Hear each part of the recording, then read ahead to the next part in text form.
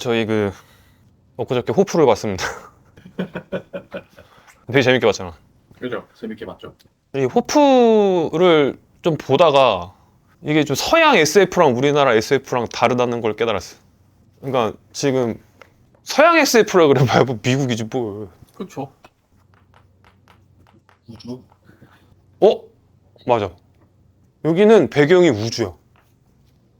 그러니까 SF인데 여기는 배경이 우주고 여기는 똑같은 외계인이 나오는데 지구. 심지어 우주가 1도 안 나와 여기에서는.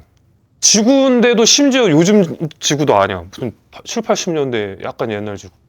근데 요게 어떤 그 나라의 지배 정서를 난 보여준다고 생각을 해.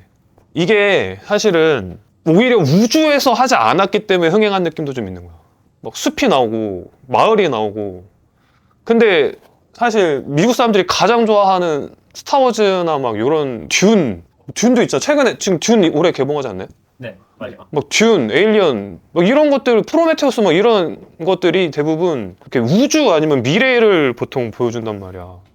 난 이게 얼마 전에 그 조만장자가 된 일론 머스크가 자꾸 화성을 간다고 그러잖아. 그렇죠. 갈 거니까 여러분들 화성 가서 살 수 있다고 생각해요? 나는 이게 말이 안 된다고 생각하거든? 별로 가서 살고 싶진 않아. 살고 싶지도 않고 가고 싶지도 않잖아. 우리나라 사람들 그렇게 생각하잖아. 남자 먹을 텐데. 왜? 마션 생각. 마션. 사실 마션도 어떻게 보면 우주에서 벌어지는 일이잖아. 지금 인류 역사상 최고의 부자와 사람들이 지금 주식에다가 스페이스X 같은 거에다 돈을 엄청나게 쏟아붓고 있잖아요. 그 말이 뭐냐면 거기에 동의를 한다는 거 아니야. 물론 100% 다 화성 간다고 하는 걸 동의해서 돈을 넣는 건 아니겠지만 일론 머스크의 비전에 많은 사람들이 공감을 한다는 거잖아. 그렇죠. 그잖아. 그러면은 일론 머스크라는 사람이 지금 이 미국이라는 나라에 어떤 시대 정신을 보여줄 수 있는 대표적인 인물이라고 생각을 하거든. 그래서 나는 지금 그 일론 머스크가 자꾸 화성을 가려고 하는 게 자본주의, 그리고 나아가서 정치 제도인 자유민주주의도 우리가 당연하게 생각하잖아 지금 이런 거를. 네. 이런 것들이 끝나고 새로운 패러다임으로 바뀌고 있는 신호라고 봅니다 저는. 그 얘기를 좀 해보려고 앞에 좀 밑밥을 깔았어 호프랑. 약간 좀 상상이 잘 안 되잖아. 근데 우리가 마키아벨리 지난번에 2회에 걸쳐서 하면서 배운 게 뭡니까? 역사를 좀 조망할 필요가 있잖아. 일단 가장 중요한 신호는 이자율입니다. 이자가 뭡니까? 돈 넣어놓으면 돈 주는 거. 그죠? 뭐 이제 금리라고도 하잖아. 금리가 뭐예요? 갑자기 경제학 시간으로.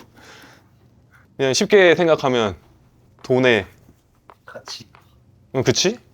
가치라고 하면 좀 어렵잖아. 그래서 더 쉽게 하면 가격이죠 그냥. 금리는 예를 들면 많은 사람들이 저 돈을 가지고 뭘 하고 싶어 해. 그러니까 은행에는 돈이 이렇게 있잖아. 근데 많은 사람들이 저 돈을 좀 대출을 받아갖고 뭔가를 좀 하고 싶어 해. 뭐 사업을 하고 싶어 한다든지 여러 가지 있을 거 아니야. 그러면 금리가 어떻게 되겠어? 쉽게 생각하자고. 지금 뭐 중앙은행에서 뭐 금리를 내리고 올리고 막 지금 이런 거 현실 정치에서 벌어지는 일 말고 그냥 자연스러운 경제적 현상으로 봤을 때 어떻게 될 것 같아요? 수요 공급 이론에 따라서 사람들이 많이 돈을 빌리고 싶어 하면 금리는 돈이 비싸지는 거 아니야. 그 얘기예요. 근데 만약에 사람들이 나 빌리고 싶지 않아. 굳이 뭐 안 하려고 그래. 그럼 돈값이 떨어질 거 아니야. 금리가 떨어지는 거야. 원래 그게 기본이야. 지금은 중앙은행에서 지멋대로 막 올렸다 내렸다. 이게 원래 정상이 아니라고. 그렇게 일단은 여기서는 생각하고 가자고, 전제를. 그러면 지금은 저금리 시대죠. 물론 이제 최근에 막 금리를 우리나라도 지금 막 올리고 있잖아. 이게 굉장히 위험한 신호입니다. 이거는 두려워야 해. 많은 사람들이 두려워해야 해. 나라는 진짜 버전 2예요. 몰라. 이거는 어떤 사람한테는 무서울 수도 있고 어떤 사람한테는 기회일 수도 있는데. 자, 우리는 물론 최근에 이제 미국도 뭐 금리를 올리고 어쩌고 하지만 저금리 시대라고 얘기하고, 이거 좀 더 정확하게 얘기하면 초저금리 시대라고 얘기해. 그냥 저금리 시대가 아니라 초저금리 시대인 게 중요한 거야. 뭐가 달라? 달라. 역사를 보면. 내가 좀 전에 금리를 중앙은행에서 막 내렸다 올렸다 하는 거는 요즘의 화폐 정책상 이제 막 만들어낸 거고, 과거는 그런 게 없어. 왜냐면 금이라는 게 보통 일반적인 화폐 수단이었기 때문에 금에 다 연동돼 있단 말이야, 돈이. 그러니까 그냥 자연스럽게 금리가 형성되는 거야. 근데 우리가 한 17세기 얘기를 잠깐 해볼게요. 17세기에 제노바 우리 지난번에 마키아벨리 할 때 기억나? 네. 그 장화 여기 좌측 끝에? 거기가 이제 금융의 중심지 중에 하나입니다. 그러니까 이 서유럽의 전체의 어떤 평균적인 금리 수준을 결정한다고 생각하면 편해요. 그때 금리가 17세기에 1.125% 정도까지 떨어진 적이 있어. 엄청난 겁니다. 이게 지금도 1%대는 일본 정도밖에 없어, 전 세계에서. 지금도. 이 17세기가 언젠지 우리 세계사 배운 사람들은 알 수도 있을 텐데. 이 17세기가 뭐냐면 스페인 제국이 그 펠리페 2세가 제노바한테 돈을 엄청나게 꽂았었죠. 왜 그랬을까? 군대 군령. 군대 때문에. 펠리페 2세가 계속해서 돈을 빌리다가 집을 채무 불이행을 하던 시기가 시작돼요. 그러니까 돈을 못 갚는 거야. 그게 역사적으로 금융 세력한테 왕이 어떻게 보면 권위가 최초로 뒤바뀐 사건으로 보는 학자들이 꽤 있어요. 그러면서 스페인 제국이 이제 쪼그라들고 그 다음 패권을 이어받는 나라가 네덜란드잖아. 그죠? 그 시기가 요 17세기에 겹쳐 있단 말이야. 그때 금리가 요랬다는 거야. 이때가 이제 우리 서울대학교 김태우 교수 패권에 대해서 연구하시는 분. 그분이 그 스페인 제국을 인류 최후의 농업 제국이라고 평가를 해요. 그러니까 스페인이 마지막 농경 제국이라고. 상업으로 넘어가기 이전에. 그쵸. 자본으로 굴려가는 패러다임으로 바뀌기 직전 마지막 국가라고. 마지막 제국이죠, 제국. 패권을 가졌던. 그러니까 지금 뭐냐면 농업 사회에서 자본주의로 이 세상이 바뀌었다는 거예요. 네덜란드 시기부터. 그러니까 네덜란드 다음에 영국이잖아. 그러니까 영국은 이제 산업혁명을 통해 가지고 완전 우리가 흔히 얘기하는 자본주의라는 거를 완전 전 세계에다가 퍼뜨린 나라고, 그 다음에 이제 미국이잖아. 어쨌든 그 최초가 여기라는 거. 그때 금리가 요랬다는 거. 그리고 영국이 미국하고 이제 넘어가기 전에, 이거 뭐 사람들은 좀 잘 모르는데 영국에 장기 불황이 있었던 적이 있어요. 한 20년 가까이. 그 이제 1876년인가? 아무튼 그때예요. 그때부터 한 20년간 1896년 정도까지 엄청난 이제 긴 시간 동안 불황에 시달리던 때가 있었는데, 그때 평균 금리가 한 3, 4%대였어요. 그러다가 마지막 한 2년쯤에 2%까지 떨어져요. 그때가 세계대전이 일어나기 18년 전이에요. 그러니까 세계대전 이후에 이제 미국으로 패권이 넘어가잖아. 그러니까 영국식 자본주의에서 미국식 신자유주의로 넘어가잖아요. 그때도 금리가 2%대였어요. 그러니까 이 어떤 그 패러다임이 바뀌기 전에, 그리고 한 제국이 무너지기 전에 초저금리를 장기간 유지하던 시기가 늘 있어 왔다라는. 그 일본의 경제학자 중에 그 미즈노 가즈오라는 사람이 있어요. 그 사람이 이제 그 자본주의 역사는 수집의 역사라고 하거든. 그러니까 공간을, 이 자본주의라는 건 그게 유지가 되려면은 공간을 수집을 해왔다는 거야. 그 경제학자 이론에 따르면. 그러니까 지금은 우리가 디지털 화폐나 인터넷으로 모바일로 딱 결제하면 그냥 막 오니까 이게 공간에 대한 이해가 계속 줄어들고 있는데, 과거에는 어땠겠어. 정보 비대칭을 활용한 무역이 굉장히 많았단 말이야. 그러니까 쉽게 얘기해서 우리가 뭐 예전에 대항해 시대 때 무슨 후추를 하나 인도에서 뭐 예를 들면 100원에 샀으면은 영국 가가지고 5,400원에 팔잖아. 막 몇십 배씩 불려서 팔잖아. 이런 식의 교역이었단 말이야. 그러니까 과거에 우리가 이제 로마를 좀 보면, 로마야? 로마 제국이야. 뭐 이렇게 아프리카가 걸쳐가지고 로마 제국이면 이렇게 나뉘잖아. 나뉘는 사건이 생겨요. 서로마 제국이 망하고. 우리가 이제 흔히 서로마 제국이 망하기 직전까지만 해도 금리가 한 12%에서 13% 정도까지 유지를 했었어. 근데 서로마 제국이 망하고, 그러니까 교역이 많이 끊겼겠지. 그러자 비잔티움에서는 한 8%대까지 떨어져요. 그러니까 절반 가까이 떨어지는 거야. 그러니까 물론 지금 생각하면 8%면 좋은 거 아니지만 옛날이라는 걸 생각해야 돼. 그러니까 그렇게 떨어지고 난 다음에 우리가 잘 알고 있듯이 콜럼버스가 등장하기 직전까지 우리는 그 세계사에서 뭐라고 배우냐면 다크에이지, 암흑시대라고. 그러니까 그 학자는 뭐라고 설명하는 거냐면, 중세가 1000년간 이어질 수 있었던 거는 이게 이제 공간들이 다 분열이 됐다 이거. 교육이 막혔다. 그러니까 공간이 넓혀지는 게 아니라 축소가 됐잖아, 로마 제국의 붕괴 이후로. 그러니까 교역들도 다 막히고. 그러니까 금리라는 거는 내가 아까도 얘기했듯이 돈이 필요해야 금리가 올라간다고 했지. 그러니까 우리가 잘 생각해야 돼. 돈이 필요하지 않으면 금리는 내려가겠지. 즉 금리가 떨어진다는 건 뭐라고? 투자할 공간들이 사라진다는 얘기야. 그잖아. 그러니까 1000년간 계속해서 중세가 이어졌던 거는 이제 우리가 수집할 공간들이 사라졌다는 얘기예요. 그러면서 이 세상은 제로섬 게임이 된 거야. 그러니까 우리가 공간을 계속 넓혀가면은 포지티브 게임이잖아. 그러면 어떤 방식으로 통치가 되어져야 할까? 봐, 내가 한 요만한 마을이 있는데 중세야. 제로섬 게임이야. 이 체제를 붕괴시키지 않기 위해서. 탐욕은 나쁜 거라고 밝혔겠지. 예를 들어가지고 우리가 쌀로 이해하면 편하나? 쌀가마 한 100개가 나. 근데 마을 사람들이 10명 있으면 10개씩 농나 가져야 되는데 이게 똑같아 늘. 근데 한 놈이 난 좀 더 갖고 싶다 이러면 이 새끼 안 되는 거 아니에요. 그러니까 여기서 지배 이데올로기가 어떻게 돼? 탐욕은 나쁜 거죠. 그리고 뭔가 불만을 가지면 안 될 거 아니에요. 내가 이렇게 지금 누리고 있는 거예요. 겸손해야 되죠. 그 다음에 또 한 가지. 이 자본을 가지고 뭔가를 한다라는 거는 교황은 받아들일 수가 없는 거예요. 자본은 탐욕적인 거. 맞잖아.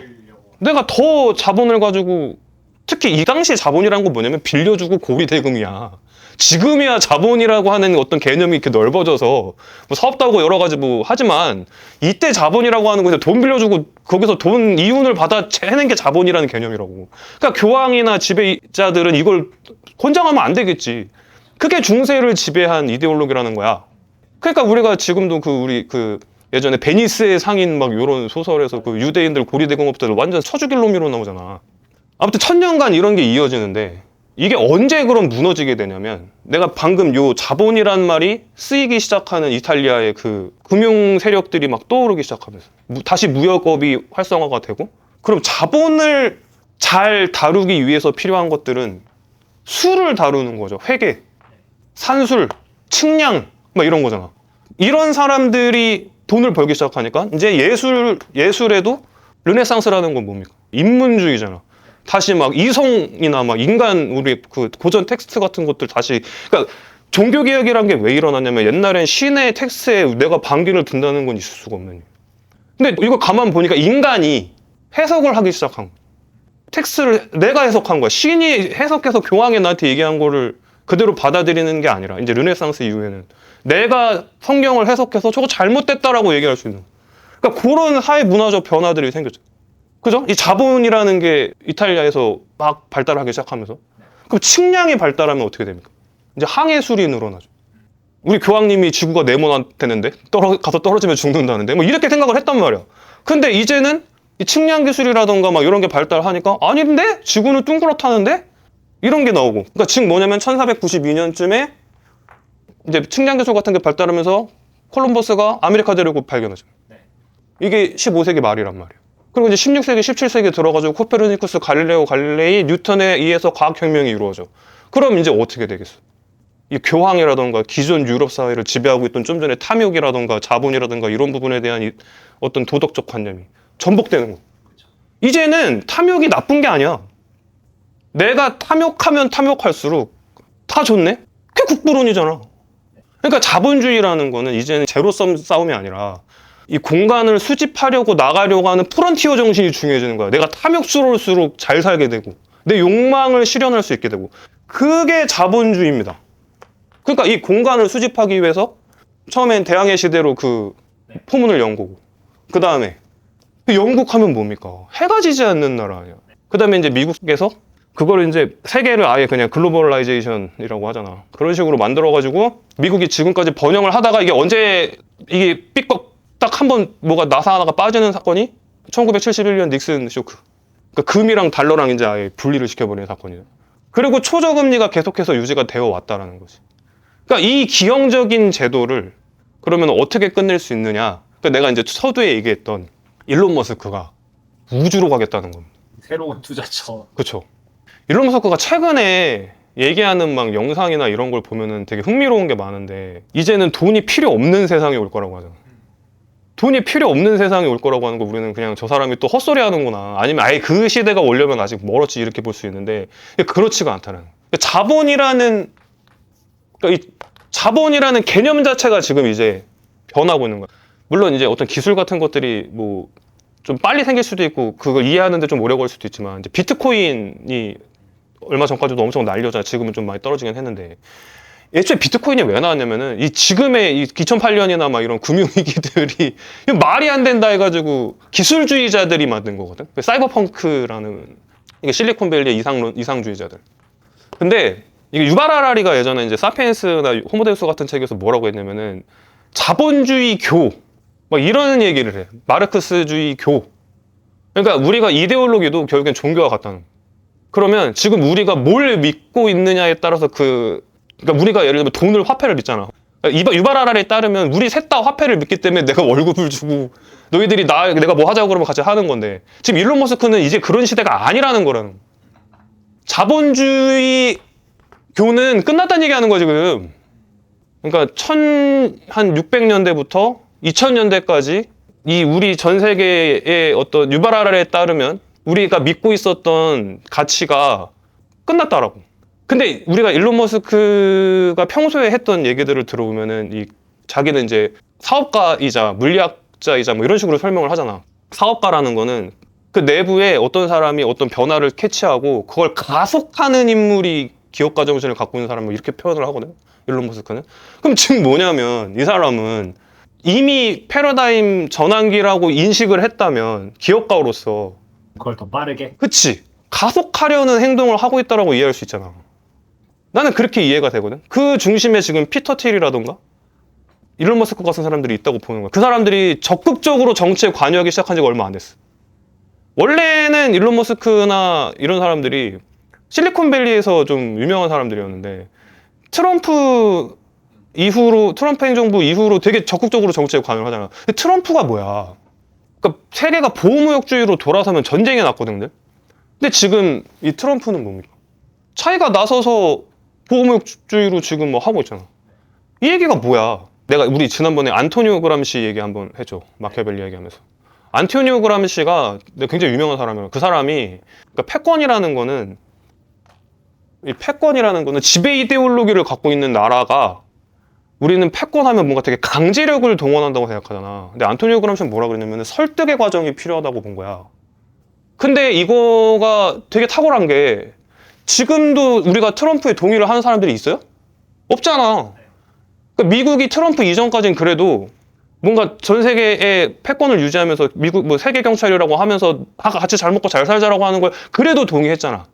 근데 지금 트럼프 행정부 이후에 그 미국의 이제 그 미국의 노동자들과 그 보수주의자들이 뭐 좋아할 수는 있어도 전 세계 사람들이 동의하는 사람들은 많이 없단 말이야. 그러니까 설득이 안 되는 거예요, 패권이. 그러면 그 패권이 유지가 될 수 없다라는 겁니다. 근데 이 트럼프 행정부가 이런 식으로 강경 정책을 취하기 시작하면서 실리콘밸리의 기술주의자들이 그러니까 피터 틸이나 일론 머스크 같은 사람들이 적극적으로 나오면서 뭔가를 하려고 시작했단 말이야. 생존 전략일 수도 있고 여러 가지가 있지만 지금 방금 우리가 얘기한 패러다임 시프트로 보면 이건 사실 피터 드러커도 그런 얘기 한단 말이야. 미래를 예측하는 가장 좋은 방법은 뭐라고? 미래를 만드는 거야. 그게 경영자라는 겁니다. 그게 세상이 정해져 있는 게 아니라고 자기가 만들어야 된다고. 그러면 지금 이 피터 틸이나 일론 머스크 같은 사람들은 뭐 트럼프가 좋아서 여기 달라붙어 있겠냐고.